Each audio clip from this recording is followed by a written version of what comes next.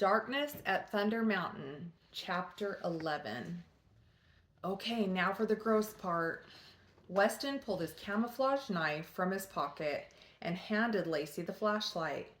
You need to point the light right here as I cut the rabbit open so I can see what I'm doing. Lacey groaned in disgust. Please, Lacey, I need your help. Okay, she responded in a somewhat agreeable tone. Weston took the knife and poked it into the belly of the rabbit. He began sawing back and forth, cutting a long slit in the stomach area. Okay, so now I think I need to get all this stuff out of its stomach. Weston took a deep breath and shoved his hand into the rabbit, grabbing at the innards. Weston groaned and looked up at the stars. It's so warm and squishy. His face made a revolted expression. Just grab them and pull really hard, Lacey encouraged. Weston was able to get the rabbit cleaned and even skinned, although that took a little more strength than he thought it would.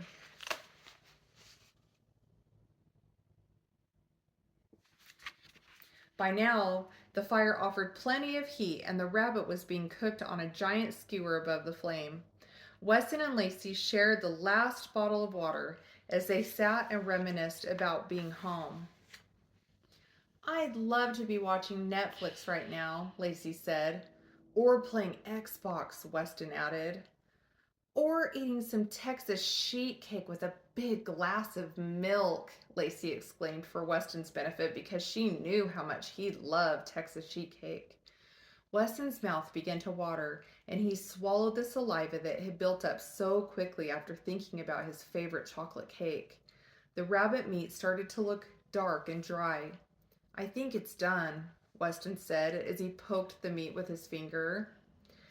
Let's take it off and let it cool for a little while, Lacey advised.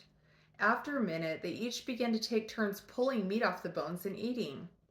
It's not bad, Weston said, and if you don't think about preparing it and that it's a rabbit, it just tastes like regular meat. I like it, Lacey added. After they'd each had a few bites, they called Larry over to enjoy the leftovers. After all, he was the one who caught dinner. Weston gathered handfuls of dirt and began to smother the fire. He separated the coals out into the road, kicking dirt on them to put them out. Lacey joined in to speed up the time it was taking to eliminate the fire.